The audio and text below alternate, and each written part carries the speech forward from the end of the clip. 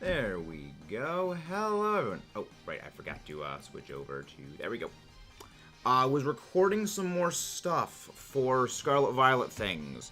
So I forgot to... I have that... I have this window for my Scarlet Violet recording things, because it doesn't have the face cam. Well, I mean, that's for my regular Switch things, recording ways. Hair?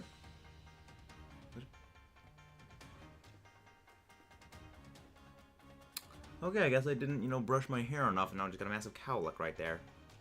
I mean, hopefully that thing just disguised it for a little bit. Hello there, Spider YT. Hello, Amazon. What's up? How did you hurt yourself earlier, Amazon? I have several questions. But hello there, everyone. How are you all doing today? We have a lantern out. Well, not lantern. We have Chinchou outbreak today. So we're gonna be working on the Chinchou outbreak. Hello there, Jared. How are you doing? Outbreak of Chinchou. Wah! Hello there. Hello, Ash. Dear Floorhead, how are you doing?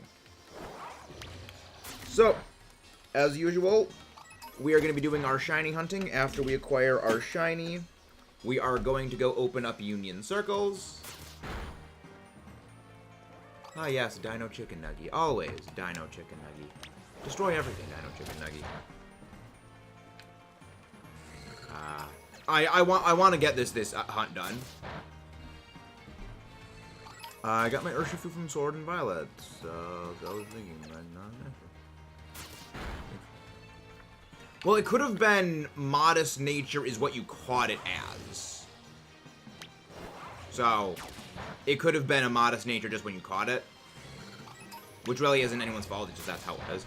I'm fairly certain, I think mine was a Modest Nature when I caught it. Also,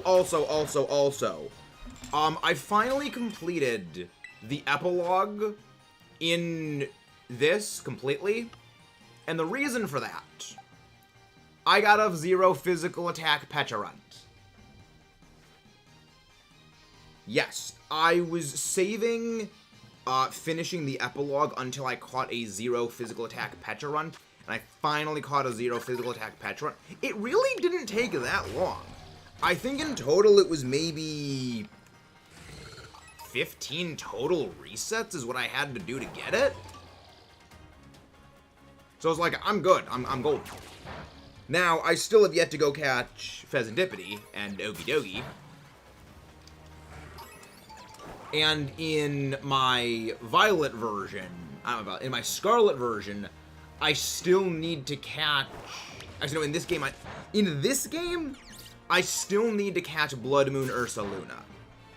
Because I have not caught that in this game yet. I actually haven't even started the side quest yet. But now I can start the side quest to start getting the much sought after, highly coveted 0 physical attack Blood Moon Ursaluna. So 0 speed, 0 physical attack, Blood Moon Ursaluna. The ideal competitive Blood Moon Ursaluna. And if you guys haven't done so already, please don't forget to leave a like and subscribe for more. Hello there, Mudkip. Mudkip, I told you yesterday, the thing didn't start until tomorrow.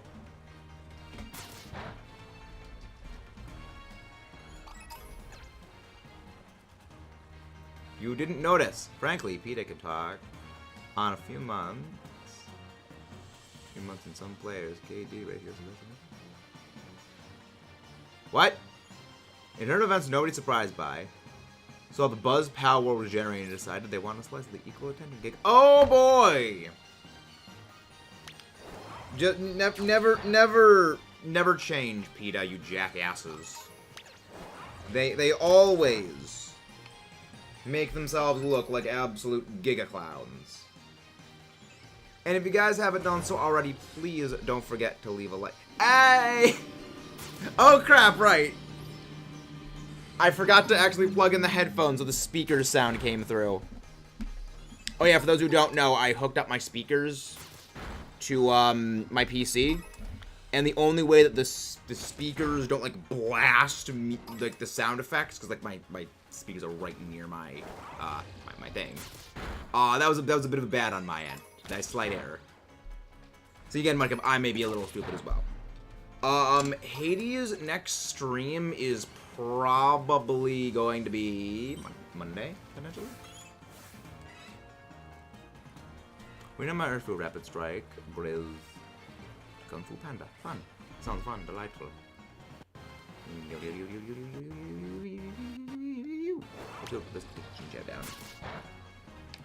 It's gonna take a while to shiny hunt this Chinchou. Thankfully, we only need one shiny Chinchou. Because we've already gotten one. But yeah. And again, guys, if you haven't done so already, please don't forget to leave a like and subscribe for more. You're going to get power to the instant windows. I mean, again, PETA is just generally being jackasses. I said possibly Sunday, Monday or Saturday. Well, Monday or Sunday. The reason why is tomorrow. The reason why is tomorrow is Friday, and I need to actually get to sleep early on Friday, because Saturday I have my next UNPL matchup. So, for the UNPL, those who don't know, that is the Uvanaraha Premier League. It's a Pokemon Draft League that I'm a part of. That matchup, the second matchup I have, my Week 3 matchup, word salad, is on Saturday. And I generally like being well rested for my matchup, so I don't want to, stay up super late and blank myself. Because Hades is a fun game. I know myself. If I start playing Hades on Friday night, I will not go to sleep until like 2 a.m. because I want to keep playing. So there's that. Also, Mudkip, think about it like this. We have the Salmon Run rotation. So, after I end off stream, we can do Salmon Run. We can do the running of the fish on that. Everyone's a bit stupid sometimes. Yeah, I have plans. I have plans. Also, yes, Ash, Gouging Fire is very good. I just suck at dealing with it because I don't have any ground types, which... The delicious irony of my UNPL draft team is initially I actually drafted Cantonian Sandslash, but I actually made a free exchange for a Alolan Sandslash immediately after, because I'm just like, wait, I have Chilly Reception and I have Iron Bundle. I can rock a Snow Team. And I can proc Slush Rush, which is way better than, the Sand Rush I can't activate on Sandslash. Which kind of bit me in the butt this week, where it's like, yeah, no. Having a ground type against Gouging Fire and Raikou kind of would have been the call. But because I'm a smooth brain, I didn't have those. But we vibe, we figured out. I have a team that I am about 13% sure has a shot at working. So, we may just end up getting clapped this week, but you never know. Now, when I say this week, this matchup is going to be recorded on Saturday is going to be going up the next week. So basically, the Week 2 matchup is going... Week 2 is going up this week. Whereas Week 3 is also being recorded, so we record a week in advance. We record over a week in advance. So you never know. I might get completely demolished. I might not get completely demolished. I don't know yet. But again, I had to go up against all 3 of the Paradox Legendary Beasts for my first 3 weeks. I had to go up against 3 of the most powerful new Pokemon that Scarlet and Violet added in my first 3 weeks of a draft format I am not at all familiar with. Like, if that's not a trial by fire, I don't know what is. Alright, I forgot my teacher can see what I name files. I turn them in. Well, I might need to explain why I named that screenshot. I'm going insane. I don't know. I mean, I feel like that's an understandable name. It's school, after all. Hi, Gayla. What if your teacher would just give you a pity? Oh, not a pity. I don't have to X out. Not to X out. And again, if you guys haven't done so already, please don't forget to leave a like on the stream. We have a few more of these to take down. Let's go 1, 2, 3. Okay, so yes, actually 4 more now to take down. But yeah, no, I've got a plan. Again, it's just a little bit funny that if I kept the Sand Slash.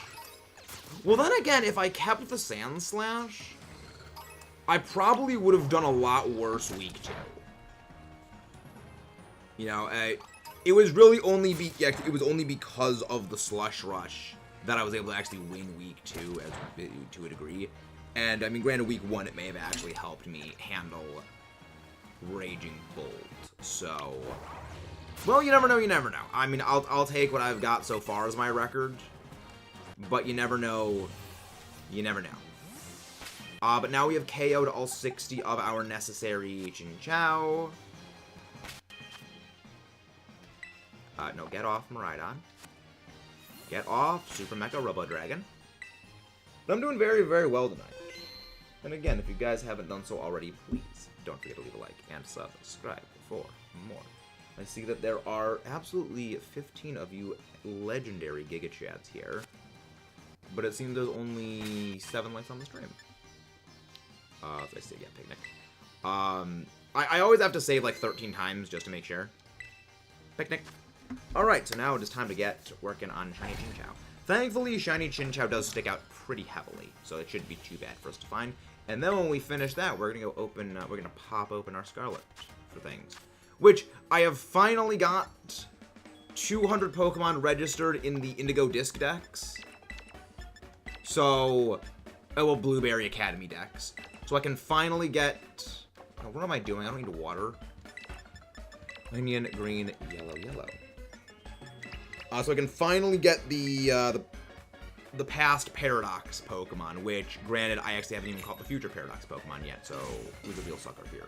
Me. It would be really funny if I could guess everything correct and then tell them. I mean, that's what you just call getting lucky. That's a bit of a luck game right there. A little bit of a luck game, I would say. Hello there, Temper Tenchi. How are you doing today? Got 2 shinies. Oh, really? What were those 2 shinies you got today in Legends? Hello there, Rad. Welcome in. Welcome to the channel. Thank you very much for stopping by. You could have stopped anywhere, but you decided to stop here. Thank you very, very much.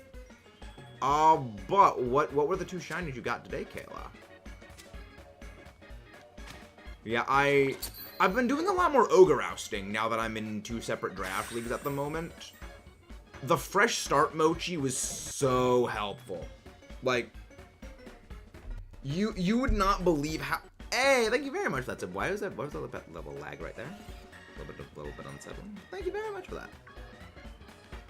I have a 0 EV Decidueye. Nice. Very nice. Yeah, Fresh Start Mochi is such a helpful thing. Even if you don't beat a course, it's always best to just do hard course of Ogre ousting, just because you get the best number of Mochi from there.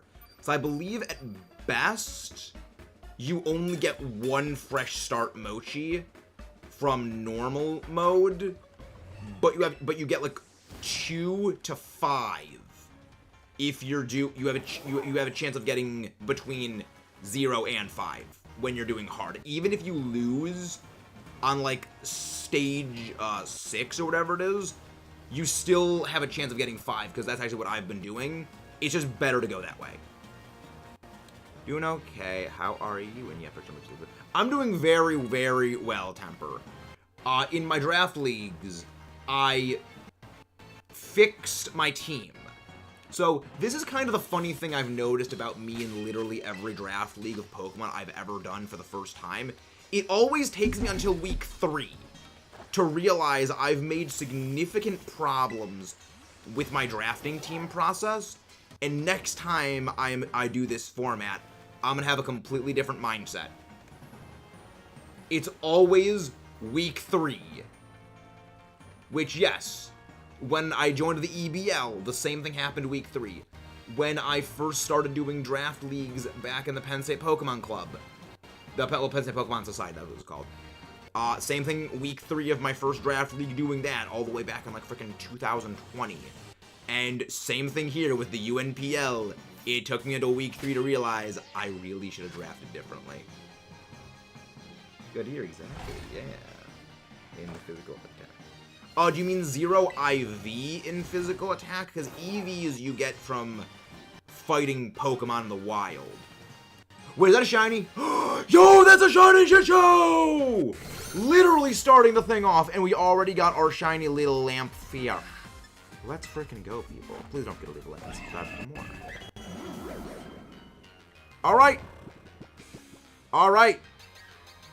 We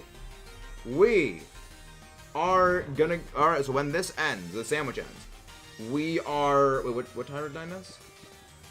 What tire did I miss? Are you sure that that wasn't a Smeargle? But I didn't see the Tyrogue, because shiny Tyrogue sticks out very heavily. It's like a very, very bright blue.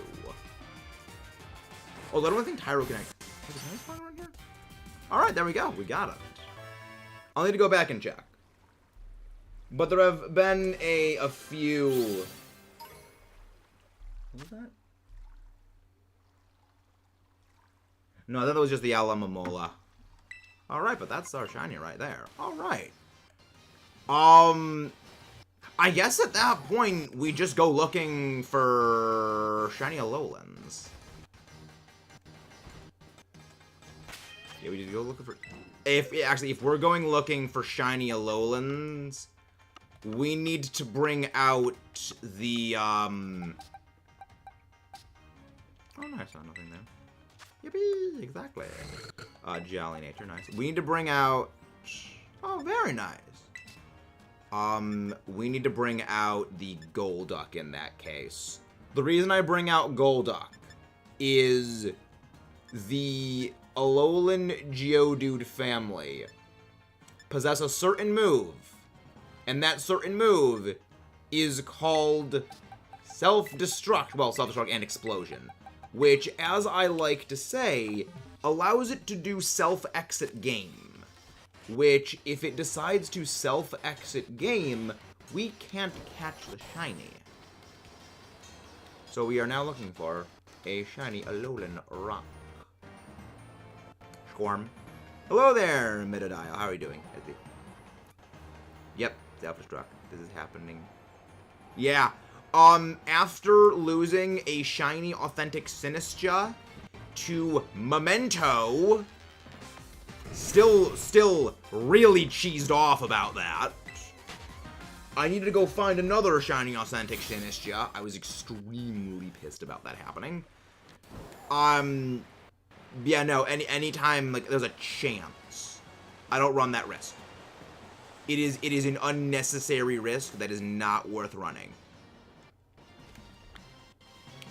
Ah, frick off, Deerling. I'm sick of seeing you. I have no desire to find more shiny Deerling. I'm Rosie. I know it's you, Rosie.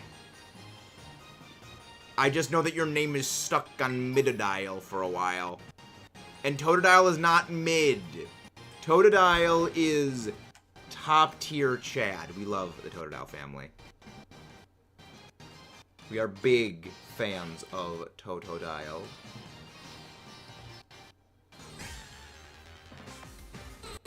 Ash, we will exterminate all of the Deerling in existence.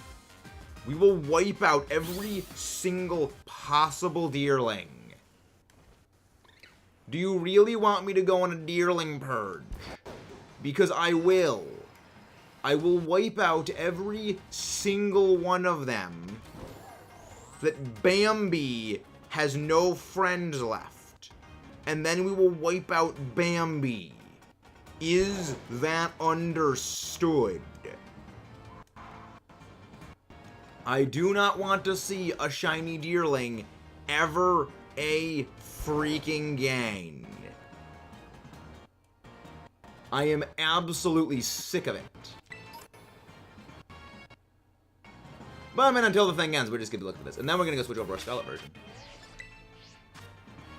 Wouldn't mind if there were no more shiny. Exactly. What is Galvanize? Yes, Galvanize is its hidden ability. Hello there, Planty! Nice work rocking that new logo. But how are you? Also, go on the mods, go grab Planty's link, please. We were just talking in DMs about Xenoblade Chronicles. As a Florida man, I will Florida all over you. Disrespect. Exactly. Do not disrespect the Procos. Just remember, there's only one state that can rival Florida for terrifyingness, and that's Ohio. We here are big fans of the... Because it's not even, like, the joke. Totodile is my second favorite starter. And, well, Skeledirge and Fraligator, favorite spot, like, the two of them kind of trade back and forth. Like, they're number 2 and they're number 3's favorites for me. Like, you can't compete with them. Unless your name's Infernape, which Infernape's a whole separate thing altogether.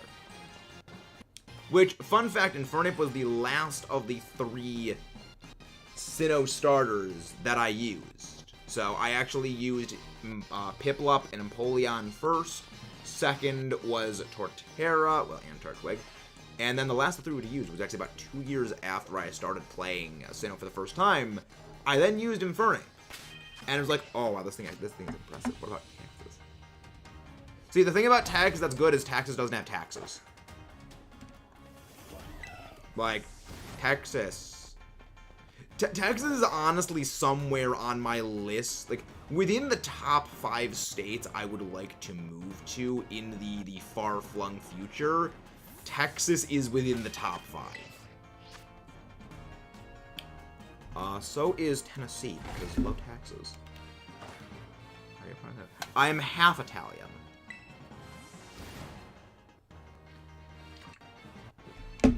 Yes, half Italian, quarter German, and I believe, what, like, 20% Hungarian, I think?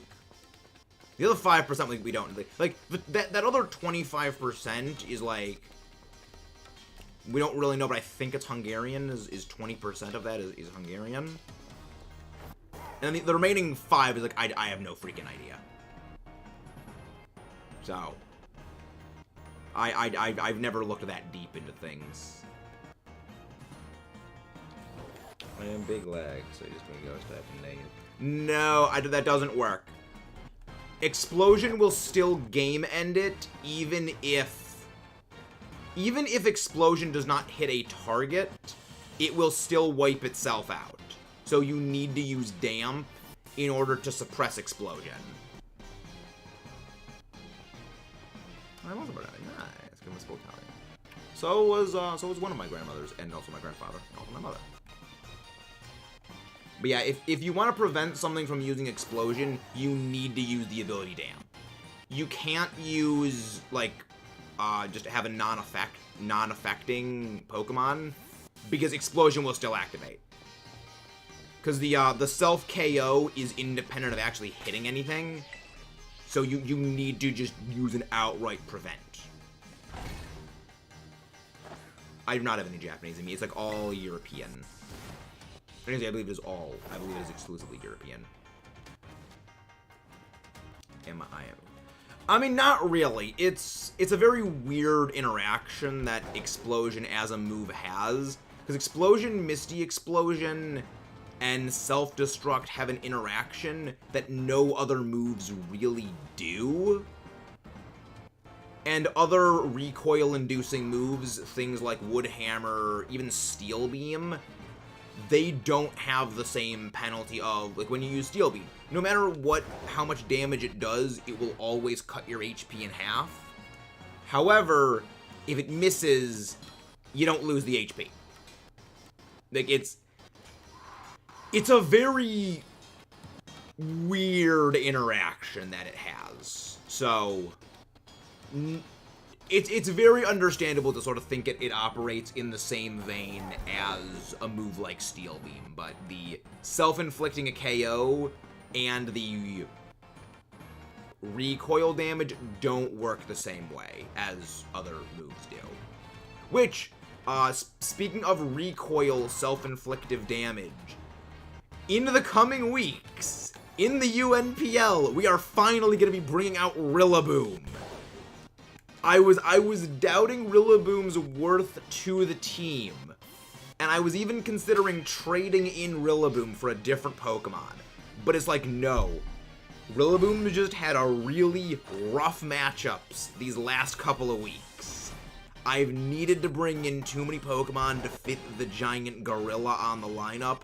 And it's like, week 4. Week 4. Yo! The Rock is a fan of the Drummer Monkey!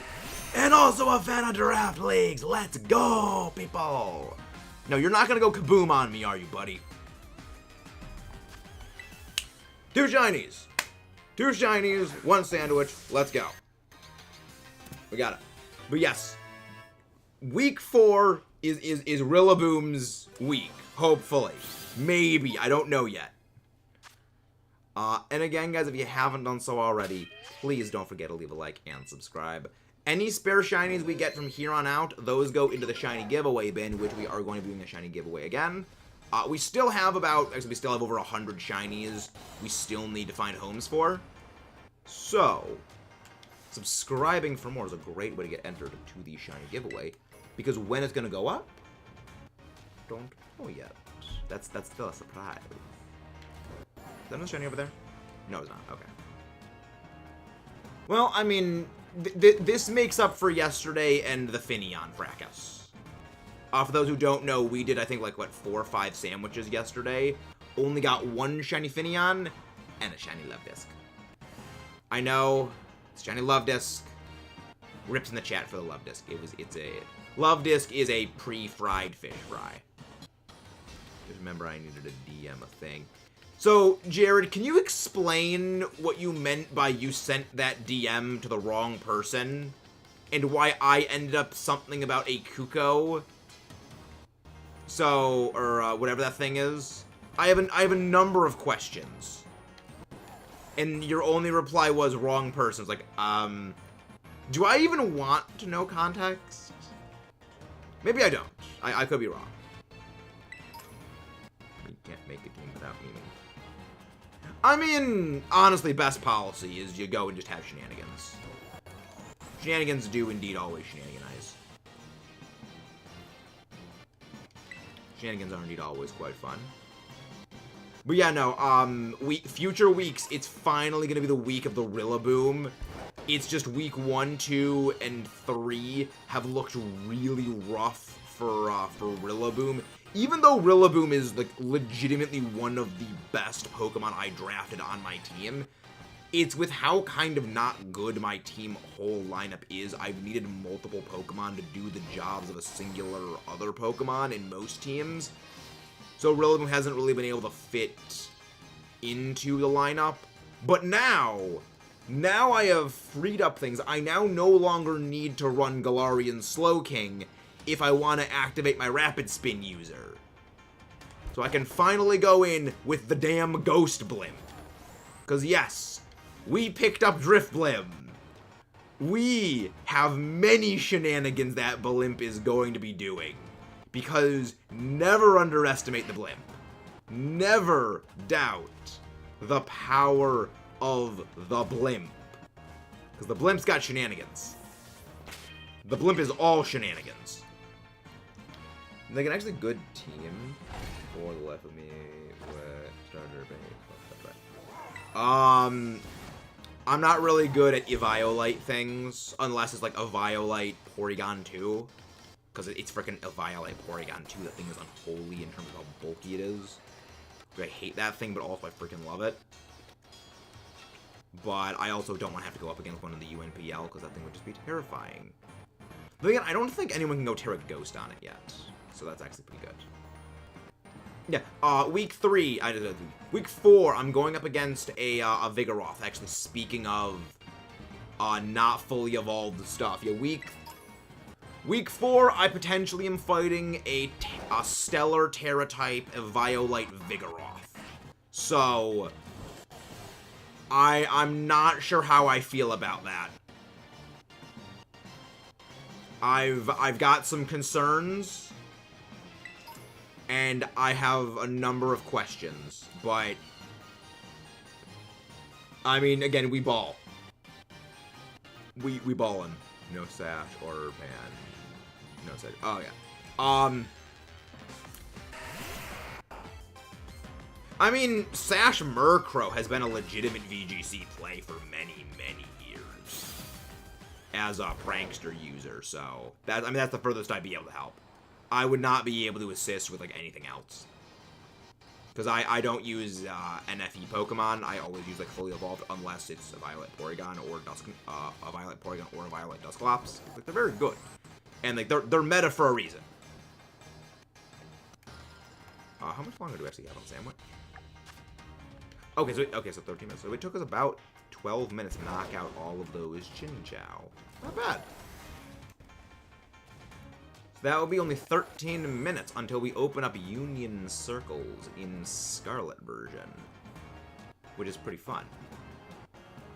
So I need to make progress in my Scarlet version. That's what I'm making. Yeah, Murkrow is best with a Violite. However, I have seen a number of people run it with Focus Sash. And the main reason why I've seen people running them with Focus Sash... I mean, Endeavor's always been back. Endeavor was never removed from the game. It's just not many Pokemon get Endeavor. Or not a whole lot of Pokemon actually use it well. But yeah, no, there's people who have definitely run Sash Murkrow over a Violite Murkrow. Mostly down to it is still possible to one-shot a Murkrow through its Violite, and having it with a Sash is in some cases better just in case you run up against like if you run up against a banded Shen Pao, like I'm pretty sure a banded Shen Pao could rip right through a Murkrow with a Violite, but if you're going with Sash, well, it can't rip through a Murkrow because Sash prevents a complete one-shot. So there are definitely trade-offs to using a Sash versus using it a Violite. Early on, definitely a Violite was better. But I think depending on what you're running up to now, there are reasons to use Sash.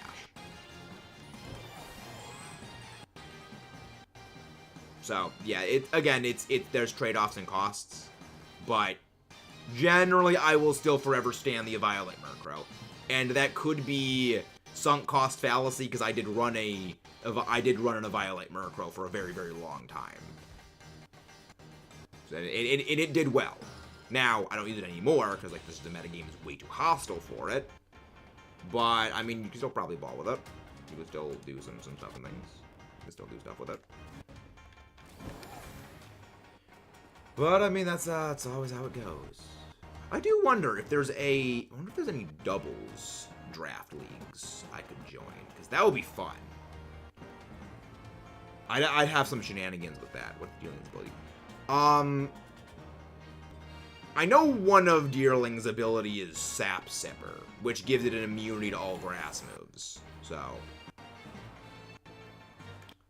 I don't know what its other ability is. I believe it is like I know one of them is Scepter. Maybe it's although it's like Chlorophyll or Leaf Guard. It's one of the Sun abilities. I think it could be Leaf Guard.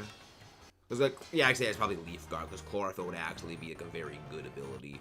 Like Chlorophyll freaking made Leafeon an extremely high placer in competitive before Venusaur returned in Sword and Shield. So if it had Chlorophyll, it would have made it really, really good. It's probably Leaf Guard. Wait, Deerling gets Serene Grace? What the hell kind of just RNG hacks moves can Deerling take advantage of? I don't think of RNG shenanigans when I think of Deerling. I mean, Blissey is literally everything on the sun because it's Gen 1 Pokemon, and it gets like fucking Bolt Beam and Flamethrower, so that makes sense. But what the freak does Deerling get that could be like RNG abuse? Wait. Does Deerling actually get Chlorophyll? Does that thing actually learn heckin' Chlorophyll? I don't believe it, cause like that would have actually made it like a semi-decent play in the days before Venusaur returned. Cause like before Venusaur returned in the Isle of Armor, people were trying to make Leafeon viable competitively. People were trying to make Shiftry a Sun Sweeper. Like, people were reaching. Actually, I think Deerling wasn't even in... Yeah, Deerling I don't think was in... Chlorophyll and Sapsiper, yeah. Maybe it was Deerling wasn't in Generation 8, which is probably why. Because, like, it's like, Hornleech wouldn't have been terrible. It is one of the best... Actually, I think Hornleech is the best physical grass move other than Power Whip. And Power Whip is a very hit or miss move. I generally don't really recommend Power Whip. I would say generally Seed Bomb over Power Whip if something can get Seed Bomb. Oh, normal Headbutt. Okay. I guess that does kind of make sense. Maybe Body Slam Headbutt shenanigans I could possibly see. But at that point, you're just running, like, an inferior Togekiss. Which, you can't run Chlorophyll with that. But again, Togekiss is better. Togekiss best. Dazzle 3? I've known about Sawsbuck getting like energy. Really? Maybe I didn't know because it's so forgettable. That could be why. Because I only knew it got Sapsiper. Which, because Sapsiper's like a fairly decent ability. You know, with immunity to grass moves, and, you know, you get an attack boost, which is pretty decent. Not really great on a grass type itself, but I mean, you can use it to switch into grass types, which, I mean, that's okay. Interesting. Fascinating. Yeah, I mean, I guess there's some RNG shenanigans you can do with it, but I don't really think as a Sun Sweeper it's got what it needs to be a Sun Sweeper. Again, there's a reason why Venusaur is like the archetypical Sun Sweeper, because it's just that damn good. Well, gets Zen Headbutt so flinch all the time, right? Not really, Ash. 40% of the time is not all the time. That's the reason why people go with Togekiss. Togekiss is a 60% chance of flinching with Air Slash. Or Extrasensory, if you want to be that kind of person, which I'm a big fan of using Extrasensory on it. Yeah, Zen Headbutt is a very bad move.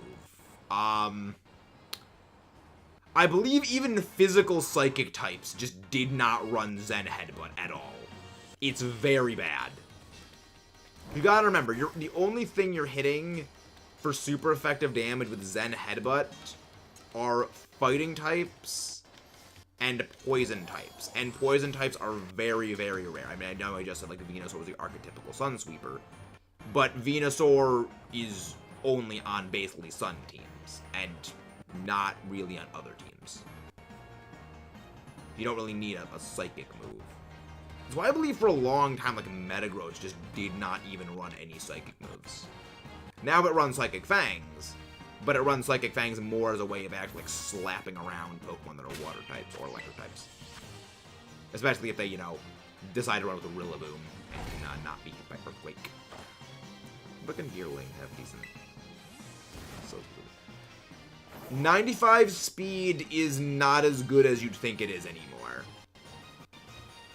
Because even Garchomp's amazing former base 102 speed is now getting speed crept out. You know, you need to be bringing something really special and really spicy to the table if you want to try and be a sweeper and you don't have, like, base 105 or, like, I mean, guess, like, maybe 104 or higher speed now. Because, like, even Garchomp is struggling in that reign, and, like, that was Garchomp's big thing. It just barely outsped a lot of what it needed to just destroy them, and now it's getting speed crept by things. Well, it's been getting speed crept by things for a few gens at this point, but now it's just becoming more and more noticeable. Which is terrifying when you think about it. But... yes. Yeah, for a pretty bad Pokemon, 95 speed is nothing. Like, Revavroom. Revavroom's a great example of a Pokemon. Revroom's got base 90 speed, but you don't need to run any speed on Rev, because it gets shift gear. You know, shift gear immediately doubles its speed stat. You don't really need... Actually, I don't think you need any speed to outrun stuff when you have a shift gear under your belt, because if I recall correctly, Torterra post Shell Smash outspeeds Dragapult. Yes. Stealth Bomber Dragon Catapult Face is slower than a no-shell turtle monster.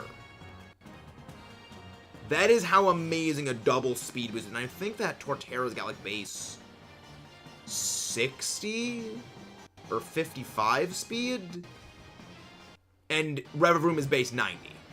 So you don't really need any speed on something like a Revavroom. So you can just go full out attack and then spec into bulk. So you can take hits better. Whereas, you know, Garchomp, it needs to be putting that into its speed and it can't really afford the bulk anymore. Before it could afford the bulk. Now it can't. Revavroom. No! Ash, check your math. Revavroom does not have slow start. Varoom has slow start. Revavroom has filter. Varoom has slow start. And even if Revavroom did have slow start, you just run Overcoat.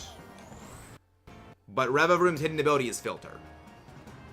Something I know because I picked up Revavroom in the UNPL, and freaking heck, Revavroom is a monster. Revavroom is an absolute monster, and I love that thing. Oh, filter, one of the best abilities out there. Reduces super effective damage by 25%. Like, it's so good. Like, you cannot even imagine how good that ability is. It's such a shame that, like, for so long, it was exclusive to, what? Mr. Mime, I believe, was the only one, the Mr. Mime family was the only one that had it. And, well, Solid Rock was a clone of it that, I believe Camerupt gets Solid Rock? Yeah, Camerupt, Caracosta, Rhyperior all get Solid Rock. I don't think anyone else gets Solid Rock.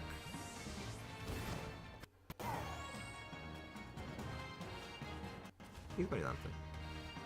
Headbutt, Buzz them, Trailblaze, and Play Rough, Deerling. Yeah, Revavroom does get Slow Start as a hidden. Varoom gets Slow Start as a hidden ability. Rev gets Filter, which again, one of the best abilities out there. Like, that ability is insane. Like, it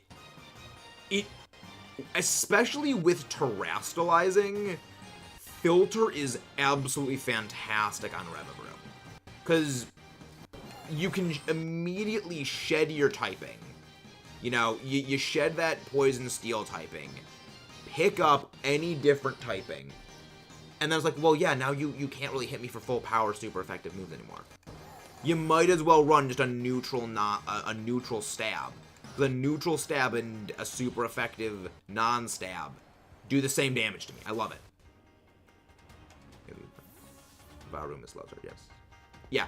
The way I always remember it, Ash, is generally if the Pokemon's name is longer, that is the evolution. That's why for a long time, Pidgeotto in Pidgeot threw me off so hard. I thought it went Pidgey, Pidgeot, Pidgeotto. No, it's Pidgey, Pidgeotto, Pidgeot. Imagine Caridon with Filter. Ooh. I don't think that would be good. Because, like, Caridon really does want Orichalcum Pulse's, like, 30% boost to its physical attack power, and the Sun. It really appreciates that boost.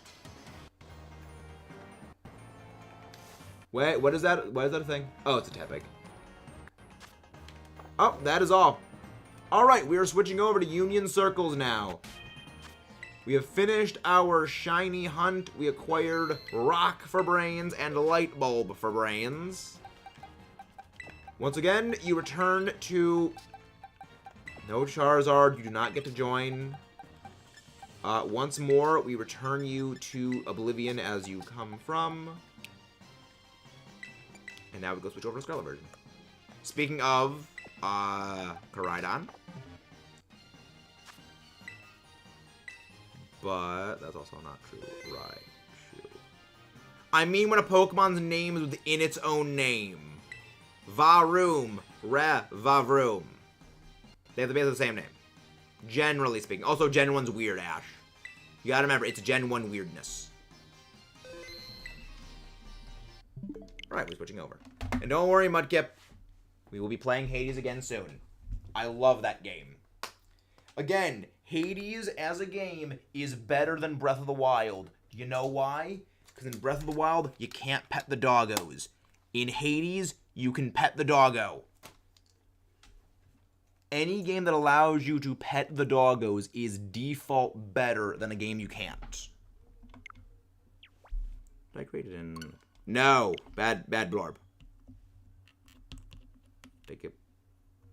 You didn't send it to Midnight. Oh, I've heard of Midnight's Geodude collection.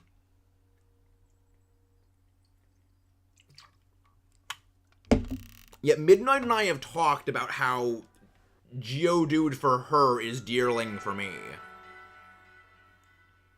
Yes, probably then. Are you playing Red Alert? Someone I want to play the Red Alert games. The only place that capitalism is not corrupted yet. Space! Yes, space communists. You may want to play Alpha Sapphire. I miss petting my Pokemon. Ogarpon, Fiona, after Shrek's wife.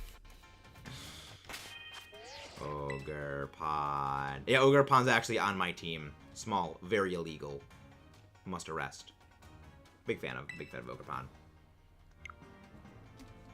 Yeah, I do like how Ivy Cudgel changes with the different, Ivy Cudgel's typing changes with the different masks. Makes sense, considering it's, like, basically Terra Blast. But I do like that. Alright, we opening up Union of Circles. Alright, let's get some BP grinding going, ladies and gentlemen.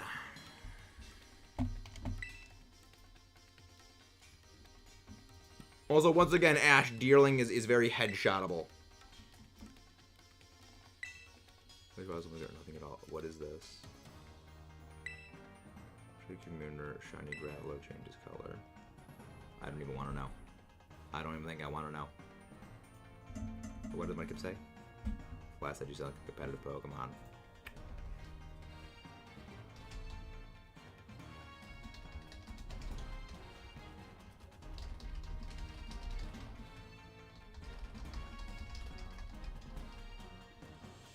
Tell Sly that when I lose, you will clock twice.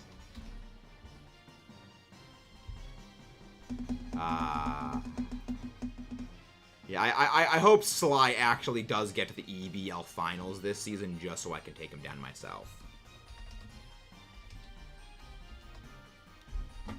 You know what? We're gonna go heckle Sly ourselves. We're gonna go heckle Sly ourselves.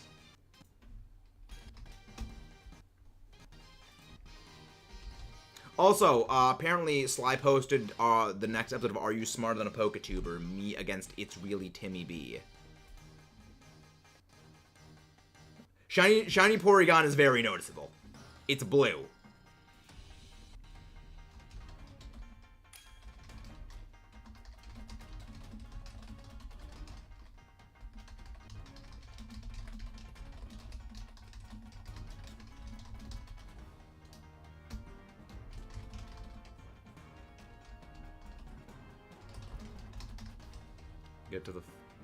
Get to the finals so I can game and you myself.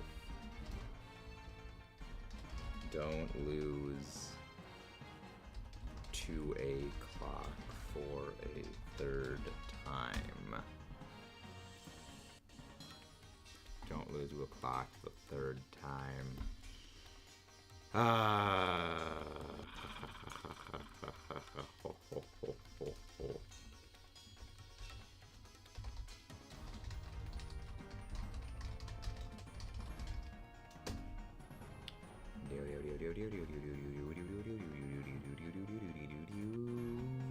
I thought I just like came in, heckled Sly in his own stream, very left. Yes, shiny Porygon is very, very, very noticeable. It's like it's very blue. It's blue and it's purple. Like the main body is blue and like the parts on Porygon that are pink normally, those become like blue. And the parts on Porygon that like that light sky blue, those become like purple, I think. Yeah, it's a very, very, very noticeable shiny. It's a fantastic shiny, by the way, and I love it. I want a shiny on Porygon at some point. I really need to get another Porygon outbreak so I can actually get one. Union Circle be cute. That'll be fun. Yeah, it's fine. Union Circles can indeed be things. I would love to use Flutter Mane, but every time I do, it throws.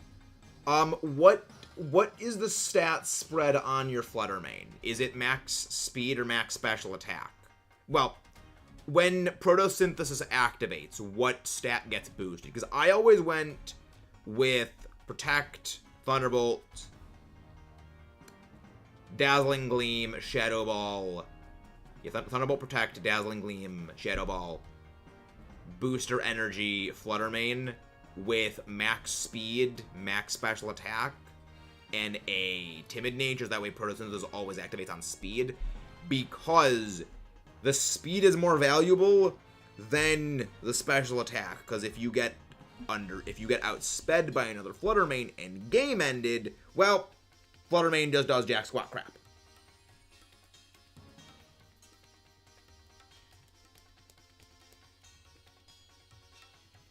I'm getting online. It's okay, we can temper. Miraidon would be a lot weaker if it got Fairy Aura or Pixelate. The reason Miraidon is very strong is because of Hadron Engine using those very powerful electric moves. Because you have the 30% boost with special attack from Hadron Engine, on top of the 30% damage boost electric moves get on electric terrain. So, if you took away that, it would actually be significantly weaker.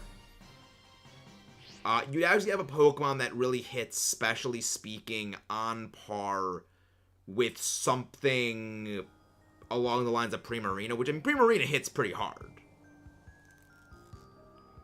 But with Hadron Engine, it hits... With basically, the difference between a Miraidon without Hadron Engine and a Miraidon with Hadron Engine is basically the difference in power between a Primarina and something that hits even harder than Mewtwo.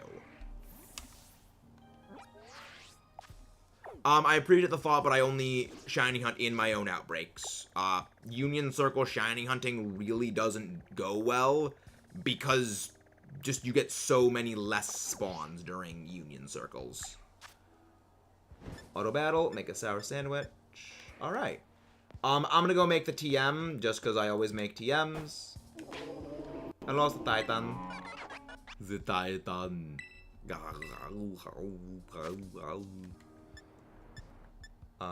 What actually, craftable TMs first. Alright, let's see. What's my most craftable TM? Alright, you, Acrobatics, you are my most craftable TM. I want Primarina so bad, but my color blindness makes look the same Popplio. Best way to do that is I would actually do Masuda Method shiny hunting for Popplio. Because if you do that, then when you see the shiny Popplio, it'll do the sparkles around it. So that would be a good idea. Okay, yeah, I think that you mentioned before that you were Dawn E. Which, by the way, E is Ash's favorite letter. Never forget that, everyone. Alright, so we need to do 30 KOs. which is perfect because Roaring Moon excels at the slaughter. So let's set up the pins and we knock them down. Alright, I don't have 999 of every Terra type in this game for Terra Shards. I need to fix that. I need to correct that grave injustice. By the way, Roaring Moon. It's so big. You could say it overshadows everything. You could say it's a total eclipse of one's abilities. Sorry, I like Roaring Moon. It is my favorite Pokemon in all of Paldea. I love this thing. Like, it's great. I love it. I freaking love this thing. I freaking love Roaring Moon. Because I've mentioned before, like, Salamence was the first Pokemon that I ever saw. And having a Pokemon that is basically... Like, I love dinosaurs. I love Salamence. So having a Pokemon that is literally dinosaur Salamence is just... I don't know if you've seen, like, the Vince McMahon, like, falling over video from, like, WWE or whatever it is. But, like, just look up that video of him just, like, there's the increasing levels of shock and then just falling over. Like, that's basically me. It's like, it's so good. It just hits different. I love it. Again, Miraidon is cool. It's Future Dragon. But, you got nothing on Dino Dragon. You got nothing on Dino Salamence. Like, I will also say this. I think Koraidon's visual... The visual of Koraidon I like more than Miraidon. But Miraidon is way better competitively. It's got such a better ability. Like, Hadron Engine is so much better than Orichalcum Pulse just because the electric terrain is better. Well, it actually gets moves that capitalize on Hadron Engine because it's an electric naturally. It doesn't really... Koraidon doesn't really get good physical fire moves because physical fire moves... Actually, wait. Did Koraidon get Temper Flare? Because, like, if Koraidon got Temper Flare, that changes things. Because, like, Temper Flare would actually be pretty decent on it. Overheat, Heat Crash. I mean, it got Heat Crash. It got Temper Flare and it got Heat Crash. Alright. Koraidon does actually get, like, good physical... Wow. Only 600 pounds? Like, 680... 668 pounds for Koraidon. That's pretty light, all things considered. I'll need to check the Heat Crash damage calcs on that thing. Now, get the block. But it did get Temper Flare. So it does actually get, like, decent physical fire moves now. One of the Fairy Dazzle Gland. Yeah. Like Miraidon, it just gets so many better moves. It gets Overheat, which is a fantastic move on it. Like, if Koraidon got all of the elemental punches, okay, different story. But I don't even think it gets the elemental punches. Yeah, it doesn't get the elemental punches. It gets the elemental fangs, so it gets, you know, Ice Fang, Fire Fang, and Thunder Fang. But it doesn't get Ice Punch, Thunder Punch, Fire Punch, which is dumb. It doesn't really have the moves to cap. Like, it gets Iron Head, which is really good, but Miraidon also gets Flash. Like, Miraidon, it gets Flash Cannon, it gets Overheat, it gets Dazzling Gleam, Power Gem. It gets just about any move you could think it would need for coverage. And I don't even think Koraidon gets Earthquake. Yeah, Koraidon. Yeah, it gets Bulk Up. Stomping Tantrum. Reversal, Wild Charge, Outrage, Overheat, Flare, Blitz, Go Combat, Turtles. Yeah, I don't think an Earthquake it seems. Yeah. It does not get Earthquake. It gets Bulldoze. and it gets Stomping Tantrum, but it doesn't get Earthquake. Hello there, Chicken Man. Hello there, Chicken Man of Roost. How do you do?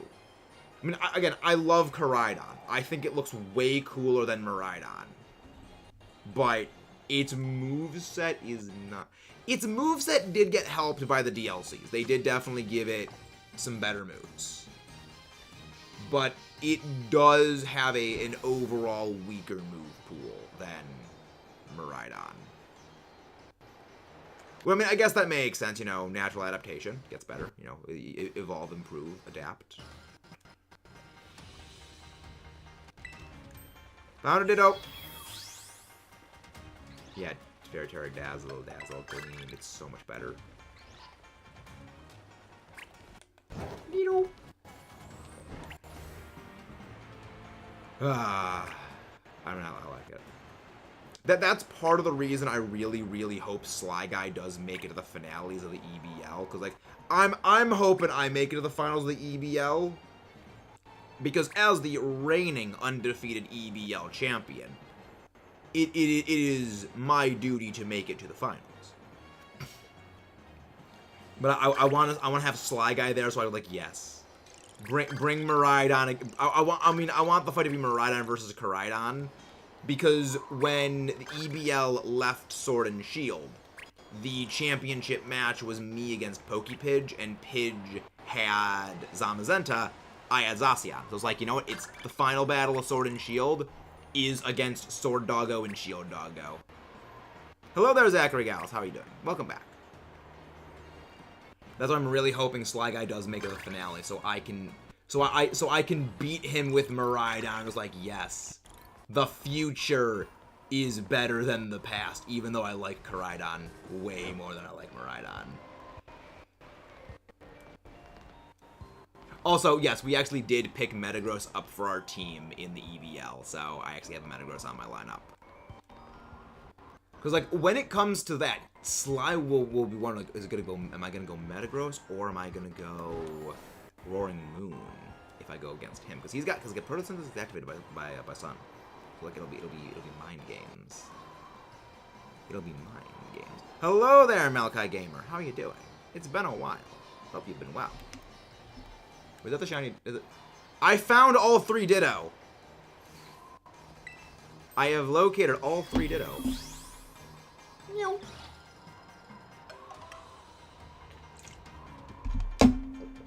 Imagine Freebird playing in the background. Freebird. First time I ever heard Freebird was actually in the Kingsman movies. I don't know if you've ever seen the first Kingsman movie. It was the church scene. God, those movies go so hard. Skeeter schmack. They elude me. I mean, I already found all 3 of them.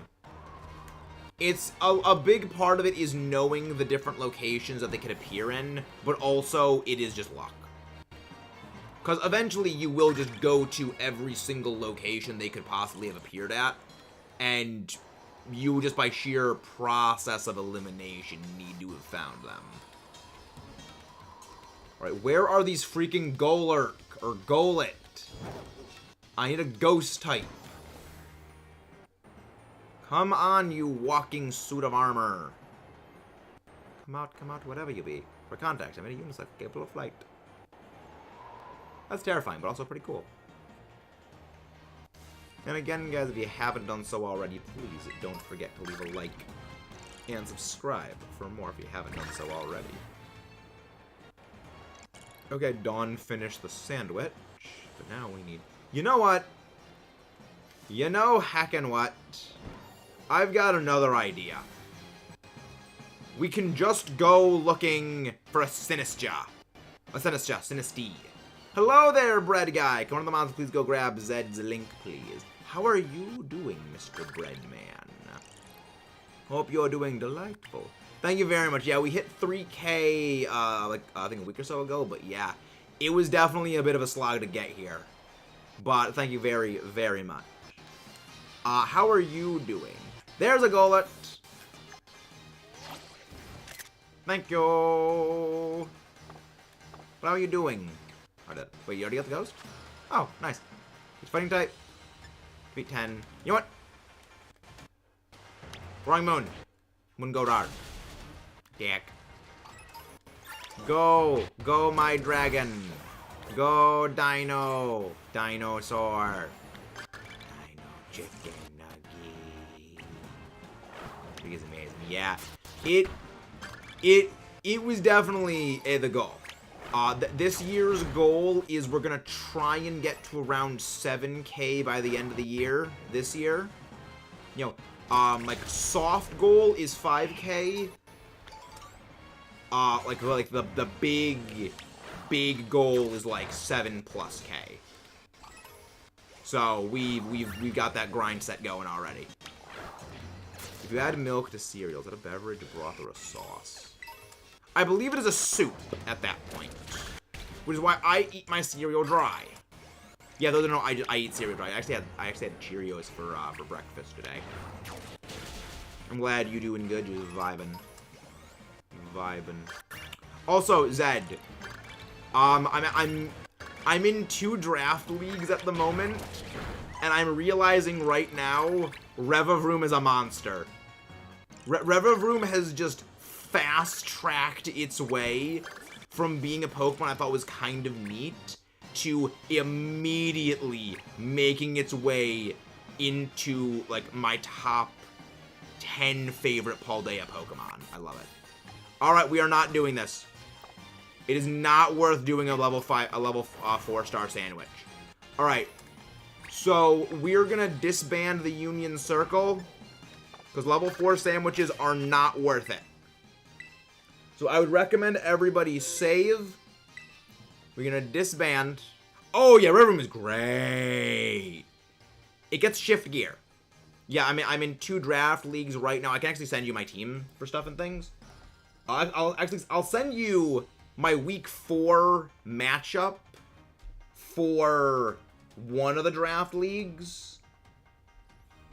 Because my team before had a much more stiff matchup against the guy in week 4.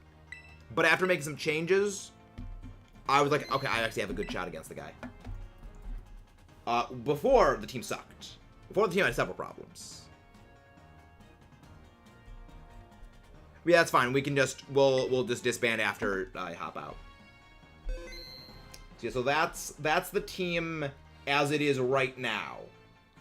The team as it was a few days ago is, let's see, where is it? I gotta scroll all the way back to Jacob's thing. Yeah, I gotta go all the way back up. Yeah, my team as it was is the first one that I'm sending. And then the team I'm going against week 3 is the second one. And I'm like, week 3, I'm basically screwed. Like week 3, I'm terrified. I'm freaking terrified. Yeah, Shift Gear, it's so fun. The little engine that could. As soon as you made the joke, Sly was like, well, time to end stream, bye. Wait, really? Sly really ended? We actually already finished our shiny hunting today, Top-Hatted Wooper. We got the shiny Chinchou and also a spare shiny Alolan Geodude. I sent this to Zed. I sent that to Zed. I can send you actually the same things. It's wild. You know, I'll send you the team for week then. And then my team for week 3, so I made 2 changes between the different weeks. And then the team I'm going up against is the other one. So I got like absolutely giga screwed, because granted, a large part of it is I'm not good at drafting for singles. I am looking her now. Yeah, I'm sending that to the other one. Yeah, I'm sending it to you as well. Rev moves are spin out, shift gear, gunk shot. You don't need gunk shot if you're running poison jab, because they have the same coverage. My Revavroom is generally Terra flying, because Terra Blast flying is fantastic. Shift gear and either Yes, 10 Pokemon. You can either have 10 or 12 Pokemon. Well, 10, 11, or 12 Pokemon for this league.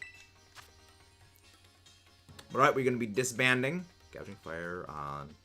No, the Gouging Fire is... Yeah, the team with the Gouging Fire is the team I'm going up against. And Gouging Fire basically eviscerates my team. Like me and some of the other people who know the league a bit more than I do was basically like, yeah, Gouging Fire just kind of wrecks your entire team sideways. There really isn't much you can do. But yeah, no, Gouging Fire rips me to pieces. I don't have Iron Boulder. Yeah, my team to face the Gouging Fire team is Volcarona, Iron Bundle, Galarian Slowking, Rillaboom, Revavroom, Heatran, Mesprit, Alolan Sandslash, Wigglytuff, and Ampharos. Yeah, I got like Recreino Extreme. Like, I love Draft League's top-headed Wooper. Basically, you pick a team of like 10 to 12 Pokemon, and you go up against other people who also picked a team of 10 to 12 Pokemon. You can see what their team is, and you have to, like, you know, prepare to beat them. You know, okay, what am I gonna do? What am I gonna bring against this guy? Like, how do they play normally? Strategize and win. Think of it like fantasy football in a way, if that helps. Where it's like you make a fantasy team of these, like, your picks, and then you go up against the different people, but it's not quite the same. Bye. Tantrum is best. You know, it doesn't get Stomping Tantrum. Revavroom does not get Stomping Tantrum, unfortunately. But yeah, no, I got, like... I made some changes for Week 4, where Week 4, my matchup looks a lot better, because I dropped the Mesprit, and I dropped the... I dropped Mesprit, I dropped Ampharos, and I picked up Swampert and Drifblim. What Terra on Revavroom? Because Terra Fire or Water. No, Tantrum. You're limited to 3 Terras. Mine are, I believe, Terra... Yeah, Terra Steel, Terra Fire, Terra Flying is what my Revavroom can only use. The Fire is for just defensive reasons against fire types to, you know, set up something like a Shift Gear in front of. Yeah, High Horsepower is very good on it. But, like, even at +1, Rev doesn't kill Gouging Fire with High Horsepower. Like, it's terrifying. Gouging Fire is a nightmare. Tantrum and Temper Flare are underrated, yet I'm pretty sure they're used a bit often. Yeah, they're very good moves. Temper Flare, I definitely say, is more underrated than Stomping Tantrum, because there's a number of Pokemon that actually run Stomping Tantrum not for the secondary punishing effect, but just because they're used on teams alongside grassy terrain Pokemon, and Stomping Tantrum is not weakened by grassy terrain, but Earthquake is. Very good, yeah. Fire, yeah, I use Fire with High Horsepower. I have a couple of strategies for it, but the Terra Flying is there to just body ground moves. The Terra Fire is there to body fire moves. I got a couple of strategies and shenanigans involved. But I have to go get some water. Remember, hydrate or dehydrate, friends. It is important to drink water, if only to outlive one's enemies.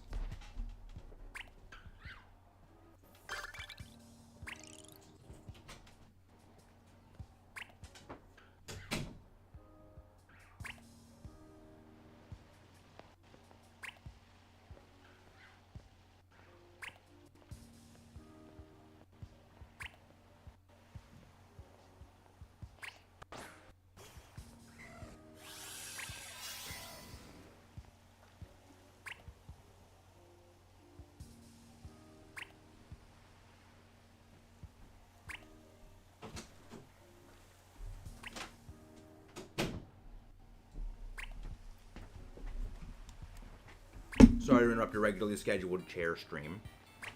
He's moving. Yeah, the drift. The drift. Maximo. The funny thing is, I went up against a Raikou. Actually, the funny thing is, in week 3 of the draft league, I am actually facing a Raikou. So, I can't escape it. I'm on the move. Phantom and Temper Flare are underrated. But yeah, trust me, Temper Flare is not underrated in my books, Jade, and you will see why when week 2 of the UNPL comes out. You will see why I do not say that that move is underrated.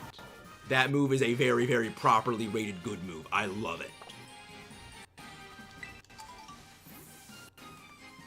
Alright, get back here. Also, I actually caught Ursaluna in this game. I didn't realize the Ursaluna battle actually uses the Legends Arceus battle theme. Alright, Sawsbuck, welcome to death. Population U. Temper Flare is spicy. It is indeed very, very spicy. Once again, stay strapped or get clapped, Sawsbuck. Stay strapped or get clapped. Roaring Moon. Let's wipe it out. Big fan of Roaring Moon. Again, favorite Pokemon the game added. Which is high, because I mean, I love Baxcalibur, I love Skeledirge. The fact that that is my #1 favorite speaks volumes. Take a photo of an ice type. Sounds good. I will get that on that real quick. Fast and in a hurry. Like original Blood Moon Ursaluna. But you can't find proper regular Ursaluna in Scarlet Violet. You can only find Blood Moon Ursaluna and only the one. But yes, the Blood Moon Ursaluna battle uses the Legends Arceus battle theme. Or it's like a slightly remixed version of it. Because I will say the last time I listened to any music from Legends Arceus that was not the Volo battle theme was probably a year ago.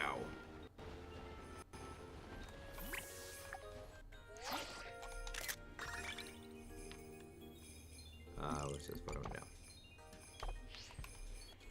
down. The fact that you can't get Ursaluna in the game normally makes me think that there's still more expansions to this game. Like, it could be, like, Copium, but... Oh, I still need a Solosis. I do need one of you. Like the item exists, and I believe the item does exist within the game's coding. It's the Peat block. So, it's just weird. No, it's a little bit weird. Again, it's one of them. I think that there's going to be like another desk expansion. Yes, I think there's gonna be another Dex expansion. Cause they're missing a few legendaries. The Gen 6 legendary trio, as well as the Tapus, and a few mythicals. But it's just the Gen 6 legendaries, and specifically the Tapus, which is weird. Right under the Reviving. There's Reviving in the corner.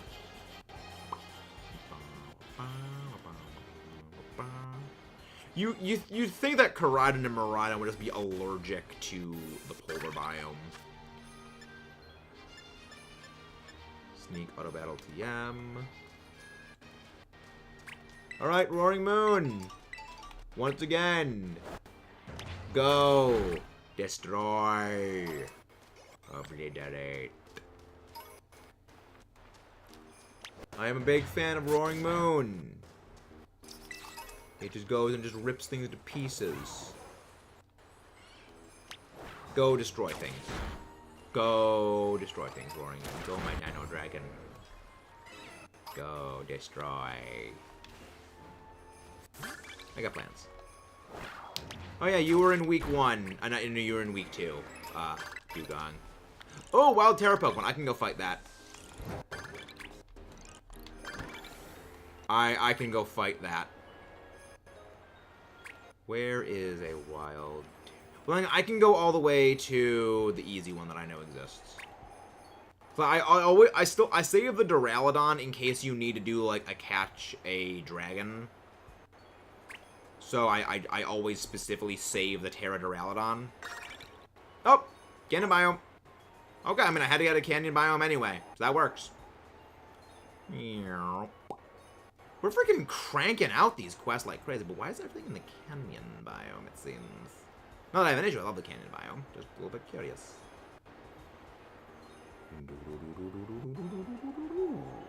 Yeah, it's going pretty good.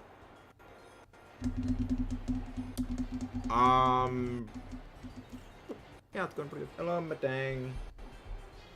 Hello, Matang. Yeah, we actually are using Metagross on one of our draft league teams. So, I did pick up my mascot for one draft league team.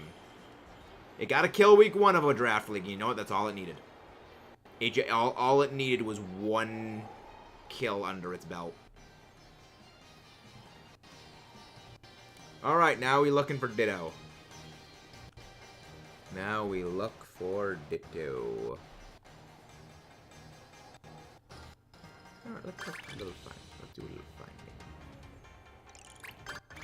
I don't think there's a Ditto here, but I'm just gonna make sure. Just to make sure what we spot. It's not one, right? Yeah, it's not a Ditto. Is this one?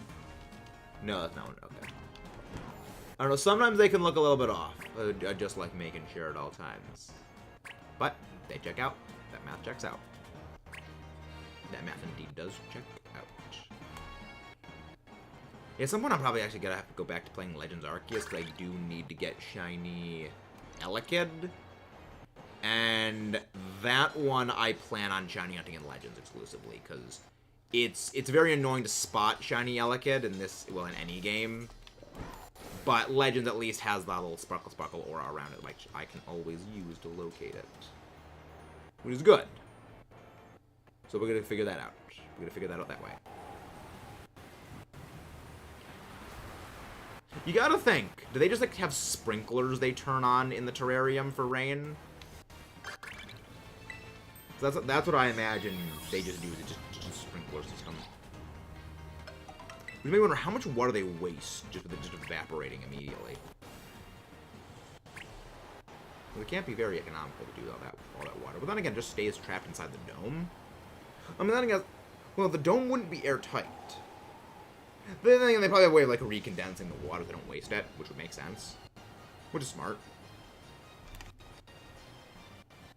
Like, this is the weird thing about me, is I would love to know just the little inner workings of just various things inside of fiction. Like, I'm a big fan of movies like, as you can tell, Godzilla. Like, I would love to know what the inner workings of, like, the average day-to-day life in a universe like, you know, a Godzilla series would be like. What do John Rando normal people deal with? Is there such a thing as like Godzilla insurance? Is there like a dedicated app for monster attack locations? Like is like I don't know. Like I would love to know those inner workings. And like it's a very weird thing that I know like is probably just like a me thing, but it's like I'm a deep lore person. I love lore and world building because it makes the world feel more alive. There's like something like that I would love to just see. Like who pays for when, you know, Godzilla attacks the city? Who pays for that? Like I would love to see just something about that, because it's something that shows the person who's making this, like, they think about all the facets of it. Like, that's what I love, because as mentioned, I do have some of my own monster stories that I write. I always have to go and grab the drawings and show everyone. My own monster drawings. My own monster stories that I'm presently working on writing again. Hey, Zephyr. You know, it's like, and like, that's the thing that I spend, like, a degree of time on in my stories, is, like, establishing, you know, okay, monsters have existed as a known fact of reality for the last, you know, 70 years. You know, what does John Rando's day-to-day life look like? when just there's monsters, you know, roaming out casually in the world. Like, you know, the battleship is still the cutting edge of monster fighting things, because why would you use, like, you know, precision missiles when you can just lug a dumb lump of metal at them? Like, what's the point? Like, I would love to see, like, that little... The average John Rando daily life in a monster movie is something I would love to see. It's rather ironic. You just buy Math Pack. You both write a passion about...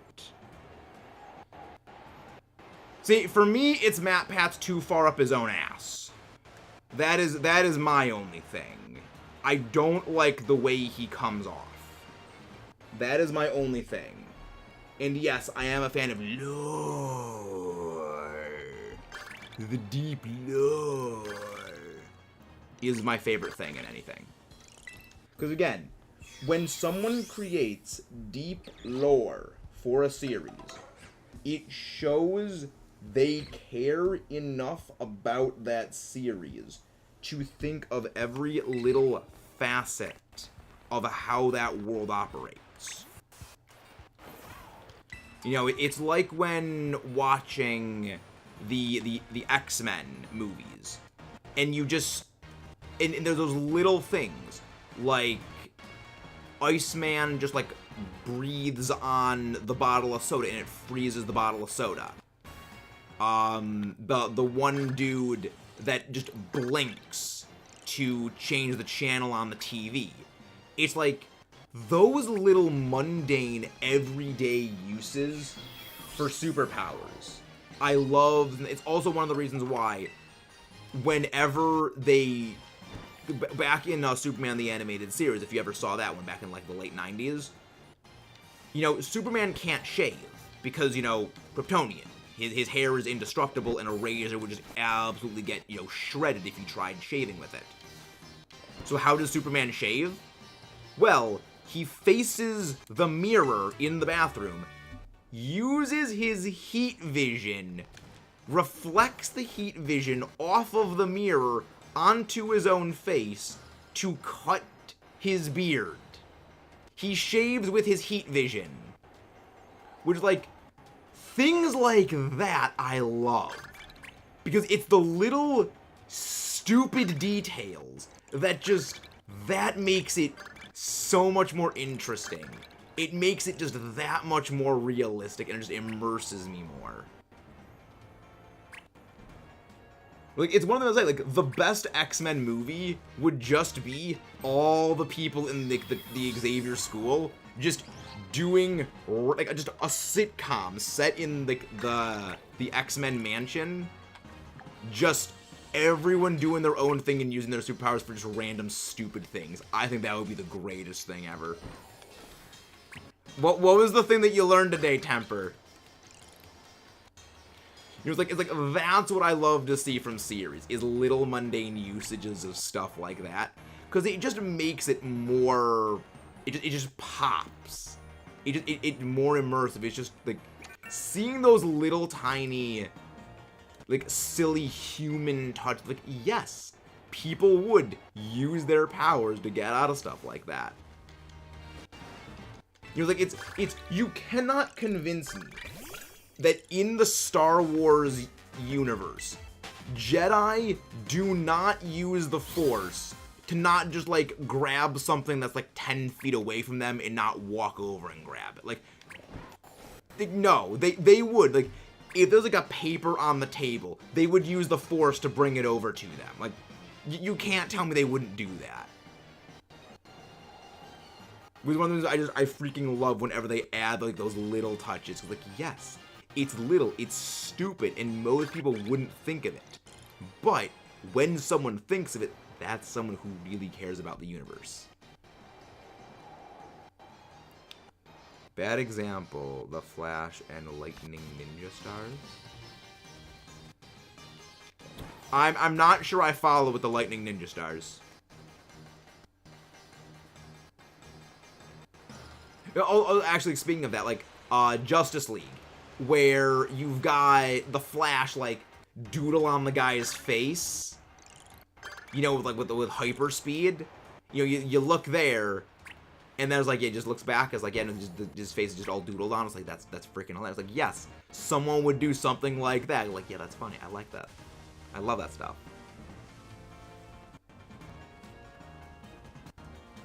But yeah, it's not like something that, like, yeah, I mean, you can't have that in everything, you know, little stupid interactions like that. But I love stupid interactions. They're fun. Alright, we have one more Ditto we need to find. Where is this freaking Ditto? That's one thing, like, it's very hard to do that, like, with Batman. Because, like, Batman is, like, all serious at all times. You can't really do stuff like that. Because, I mean, also, he's just a regular dude. Like, Batman's just a freaking human man.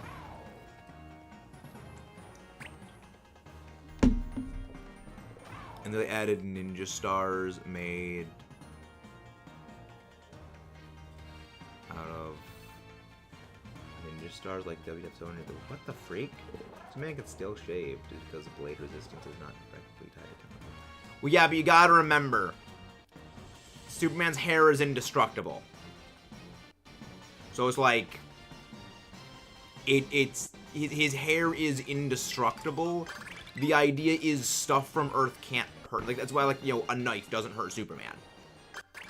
His things on him and human stuff just, it's a completely different level.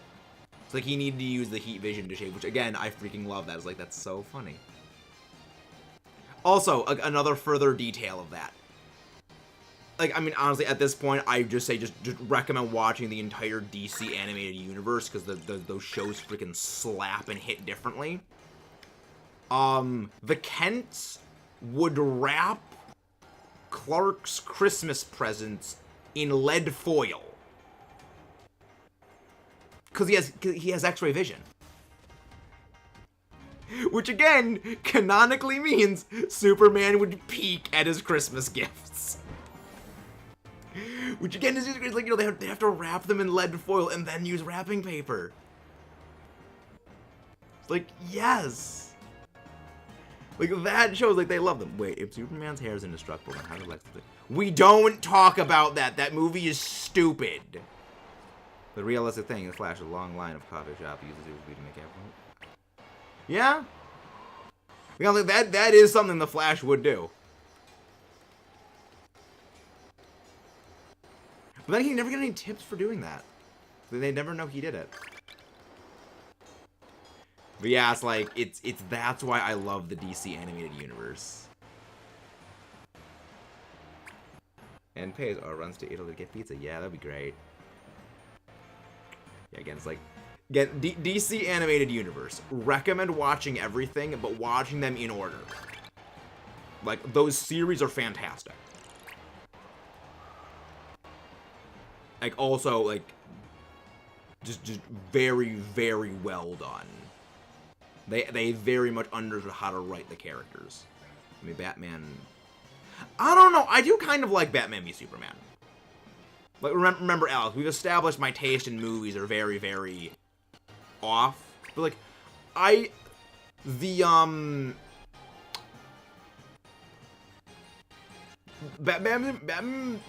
v Superman Ultimate Edition is much better, but also I see what they were going with when it came to Batman v Superman.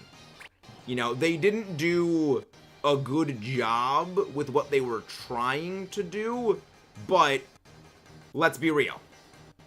It wouldn't be the first time Zack Snyder had an idea for a movie, and executive studio meddling, you know, kind of butchered it. It's almost like this has happened before, and the Zack Snyder version that he wanted to make was just unanimously agreed as better. The other thing about The Flash is that they ruined it after season 5. I've never seen The Flash TV show. I've heard good things about, like, parts of it, but I've never actually watched it proper. But yeah, no, it's like, if they let Zack Snyder, like, make the movie as he wanted, it probably would have been a lot better, but executive meddling happened. Which, again, executive meddling can suck a railroad spike. Hey, you're saying you're a shoe and spoon-fed shinies. Have a wonderful night. Welcome, Sudden Death Games. Welcome in. Give me circles. I guess. But he's not. Honestly, I think like Christopher Nolan is good at making like movies. But I think if you're making like a series of movies, like what they were trying to do with Justice League, then he doesn't have like that scope of like Christopher Nolan like a grounded person with how he does things. So it's like very, very well done. But I think like when it came to the those moves they needed, like there's the Ditto. Oh, back he flashes. Yeah, like Christopher Nolan's fantastic. But I do like what Snyder was trying to do, even if it didn't work out well. So I mean, again, you watch Zack Snyder's cut of Justice League. It's like 4 hours long, but it's damn worth it. Like, my dad is not one for superhero movies, and we watched the Snyder cut of, like, he doesn't know anything about, like, DC or anything, and we watched the Snyder cut of Justice League with him. And at the end, he was like, yeah, nothing in that movie felt wasted, nothing felt unnecessary, and it was 4 hours long, but it didn't feel like it was 4 hours long.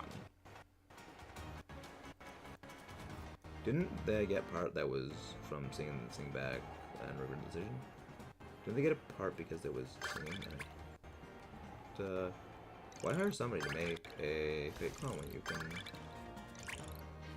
plant $100,000, $100K worth of real corn? I have several questions. I have a number of questions. I have a very significant number of questions on that. Hey, Miju, how are you doing? If one of the mods go grab Miju's link, please. What? Oh, it's a Sinisty. That's what that is. Goodbye, Sinisty. Didn't mean to, yeah, you know, get. Yeah.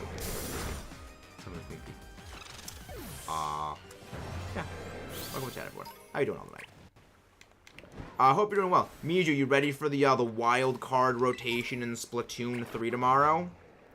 Yeah. Mudkip has already tasked me with I need to prepare a Salmon King gauge before he gets home. So it's like, okay, I gotta get ready for the Salmonoids. Salmonoid. You think there's gonna be 4 Grizzco weapons in rotation tomorrow? Or is it gonna be fun? I look forward to it. Go lit.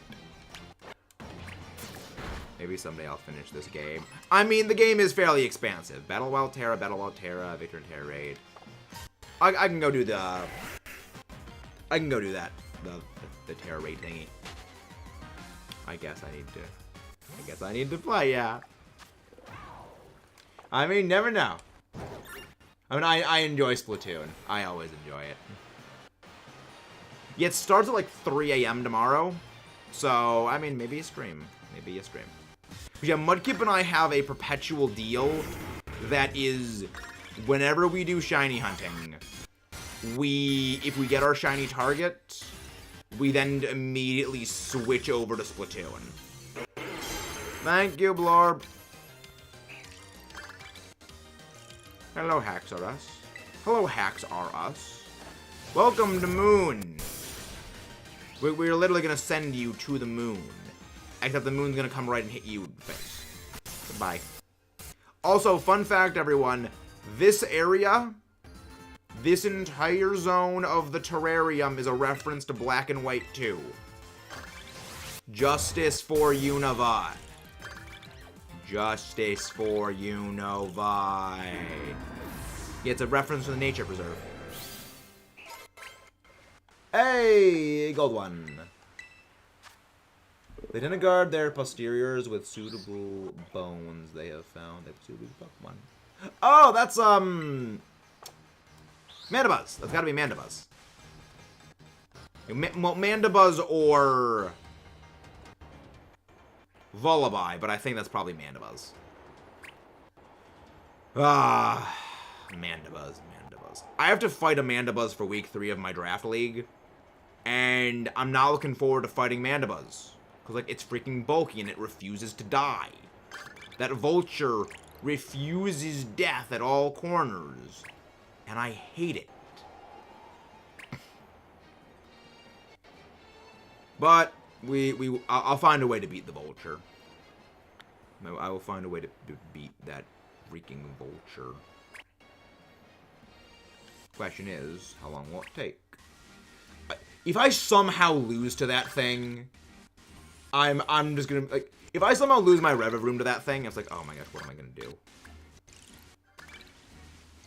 Like, I cannot risk losing the room.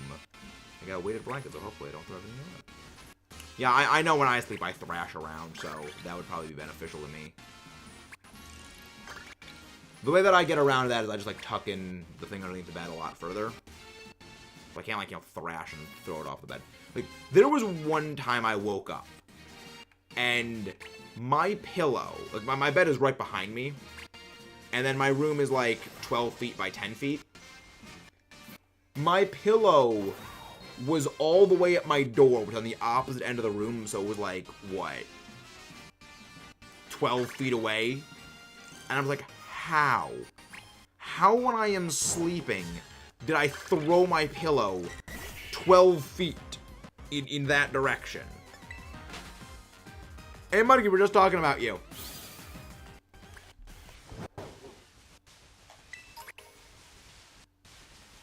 Lemon. Dang it. Where's the vulture? Where is the vulture? The Mandibuzz is always a bit of an annoying one to find. But we will find a Mandibuzz eventually. Also, fans of Jurassic Park, don't know if you heard, but there's another Jurassic Park movie being made. As a fan of dinosaurs, I'm very happy to hear that there's another Jurassic Park movie happening. I look forward to all. I mean, okay, I don't want to say I look forward to all Jurassic Park movies, because Jurassic World Dominion caused me physical pain. But I look forward to this new Jurassic Park movie that is in development. Because all I want is, like, a dinosaur horror movie where it's, like, the people trying to survive in, like, all I want is, like, people stuck in facility, there are dinosaurs on the loose, and it's the little dinosaurs, like the raptors, and they're stalking the little human people. You know, I mean, you gotta get your T-Rex beats, you gotta get, you know, Shiny! Shiny! I mean, evidently the Trapinch is a fan of Jurassic Park. Let's go. Enlightened little Pinchy. Enlightened little Pinchy. I admit I don't even remember or pay attention to the humans. Exactly, like, we come for the dinosaurs. We just come for the T-Rex. Like, we just come for Rexy. Which, fun fact, yes, Rexy is, like, the actual name of the T-Rex. So, yes. Rexy. Rexy is the mother flippin' T-Rex. Little tapping. Pinch, pinch, pinch, pinch, pinch, pinch, pinch, pinch, pinch, pinch, pinch, pinch. Little Pinchy. Not marked.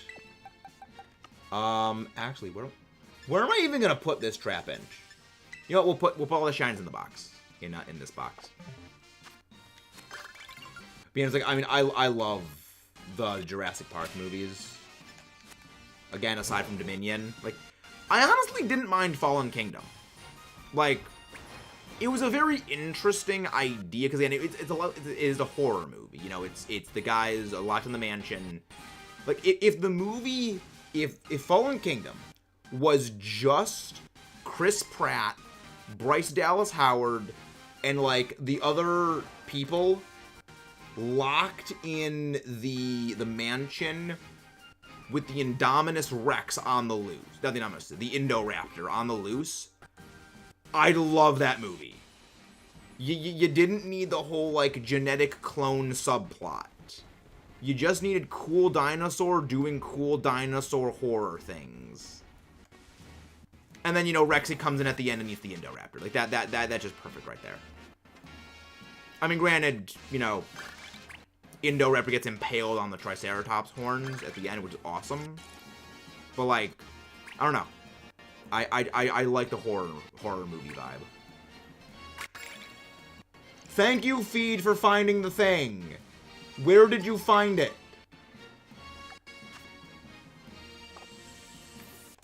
Thank you.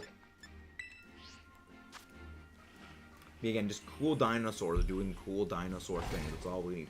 Also, speaking of cool dinosaurs doing cool dinosaur things, I believe it is implied in the first Jurassic Park movie, the Dilophosaurs, you know, the little spitty dudes, you know, that spit the venom. Those are not fully grown Dilophos. I think the Dilophosaurus, when it was fully grown, was like 30 feet long or something. Those are little ones. Those are little ones. Cause I was watching this video and one of the people mentions like, yeah, Dennis Nedry's character, you know, like references this and saying, you know, oh, it's you, not one of like your big brothers. Which, for a long time, I thought, oh, they mean, you know, oh, not one, you know, like the T-Rex or something. Okay, that's what he means. No. He means the bigger Dilophosaurus. Cause there's like a very low roar that when they're passing by the Dilophosaurus habitat in like the tour, there's like a low growl or like what you can just barely hear, and it sounds nothing like the little like chirps the little Dilophosaurs make. Which, you know, again, like what, 30-something feet long? Yeah, that sounds about right. Which is awesome. Because that would be terrifying if you like a 30-foot long Dilophosaurus that just spits venom out. That's awesome. And metal, and I want to see that.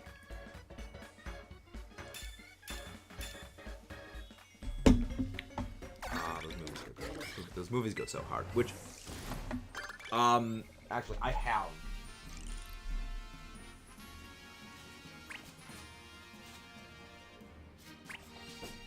Yeah, which, I mean, I have the Jurassic Park, like, collector's edition franchise thing.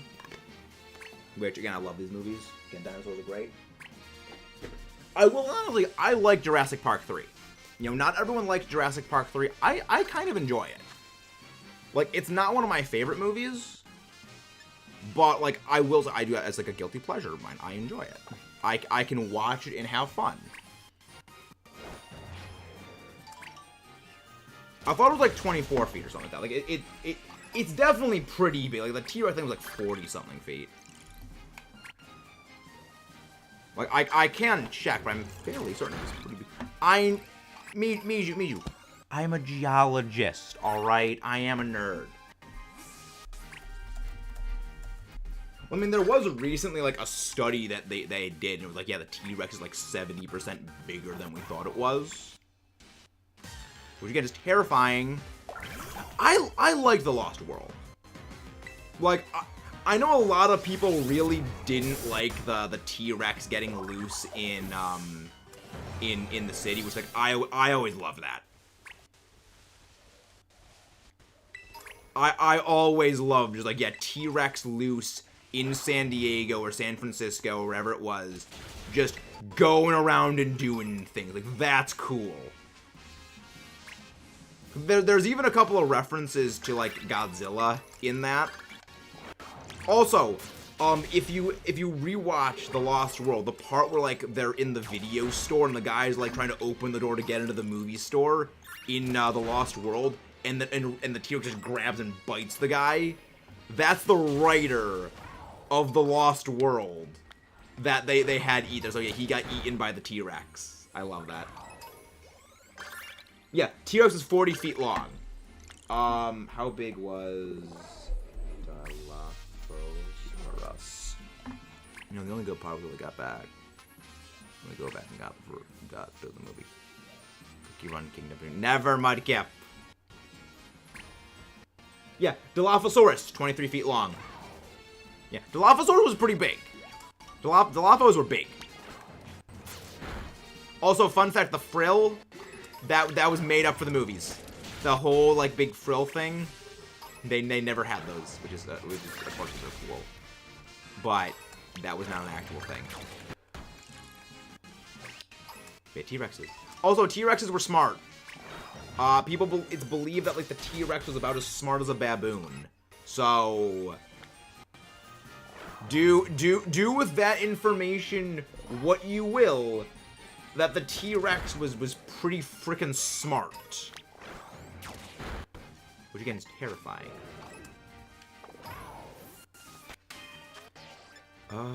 Picnic. Oh, brother doing one. When we get into Pokemon Coliseum. I would need to get a GameCube for that. I would need to get a... Mudkip, I'm already doing Hades.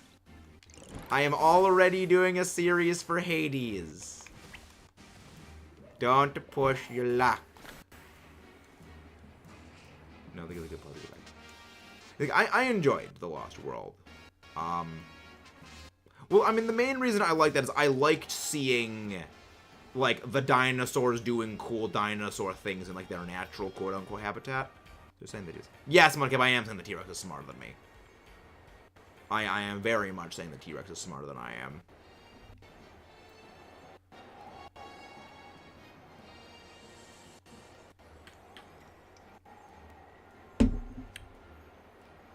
Yeah, it's kind of scary. It's very, very terrifying. Union Circles and Shiny hunting. Pokemon Scarlet, Violet, Indigo. This stream when? Oh, I don't know, Blarb. I don't think this nerd Maxis does Union Circle Shiny Hunt streams. I think he's just a nerd that does Pokemon talking videos. Yeah, first movie he knew there was gonna be spin the car, find them, they were quicker. They were there. He was spinning the card, find them, but couldn't because they were quicker. Let's go faster, Mark. Go faster. Yeah, that apparently a lot of there's a video I actually watched which was like how science, like it was a video. It was a video on a channel where like they do all Jurassic Park stuff, and it was them like interviewing an actual paleontologist. Who like specializes in like the Tyrannosaurus family, like how accurate is the T-Rex in Jurassic Park to like an actual T-Rex from like the best of their information. Like I love that. They're about the T-Rex and whoever beats it in chess gets to keep it. New Mr. Beast video. I would not be surprised if that happens. I would not be surprised if at some point we can actually resurrect a T-Rex. And then that happens. With like a T-Rex that can play chess is terrifying, but also awesome.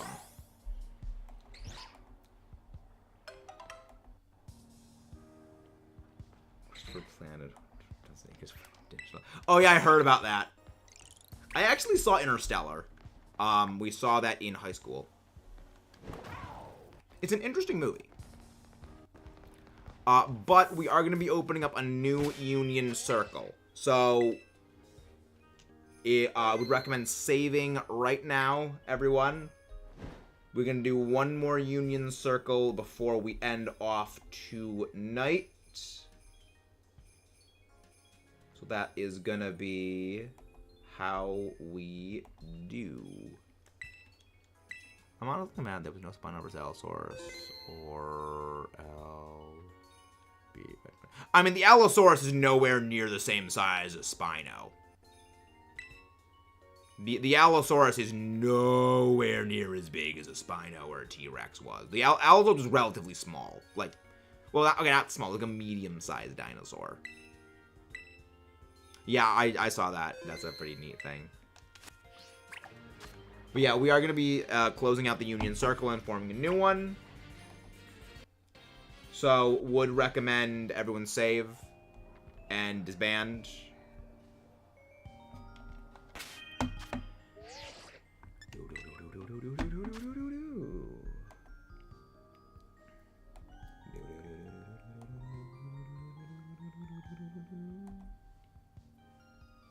Ogie dogie. Like futuristic Ogie dogie mask. And, alright, we're going to form a new one. If you were in the last Union Circle, please wait a bit before joining the new one. We want to try and get everyone who hasn't had a chance in to have a chance at joining. Forming Union Circle, and we're gonna be closing out. No, but there was a Rex versus Indominus, which is different. Well, the thing is, the Indominus is basically a mutant T-Rex thing. Like, the Indominus was basically meant to be a bigger T-Rex thing. Whereas, like, the scale difference between the Indominus and the T-Rex and, like, the scale difference between an Allo and a Spino is much bigger than that. How big was the Spinos? Let's go check. How big? Also, the Spinosaurus is believed now to be mostly quadrupedal. Because, like, the Spinosaurus is a very weird-looking dinosaur. With, like, its arms, like, were like this. Like, it was like this, basically. Like, they're very, very strange. How big was the Spinosaurus? Spinosaurus size. Spinosaurus size. Yeah, Spinosaurus was, 46 to 60 feet long. And then the Allosaurus maximus, which is the largest. Allosaurus Maximus size. Because yes, there's multiple kinds of Allosaurs. One of them is the Allosaurus Maximus. Allosaurus, Saurophaganix, which is another name of one of the Allosaur types. Longest, 34 feet. Yeah, it's about half the size of a Spinosaurus. Completely different size scale. Indominus Pizza.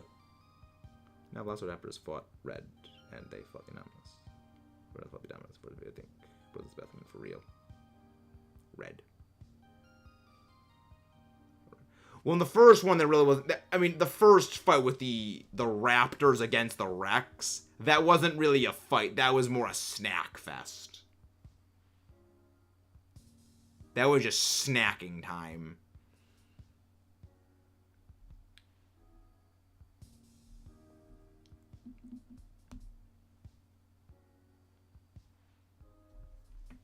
Yeah, Saurophaganix. That's one of the other Allosaur family members. Also, there's also an Allosaurus named Big Al. You know, just... Because, again, even... I mean, I'm pretty... The Rex and the Allo are pretty big difference. Like, the T-Rex is, like, 40-something feet long, I think. Yeah, T-Rex size.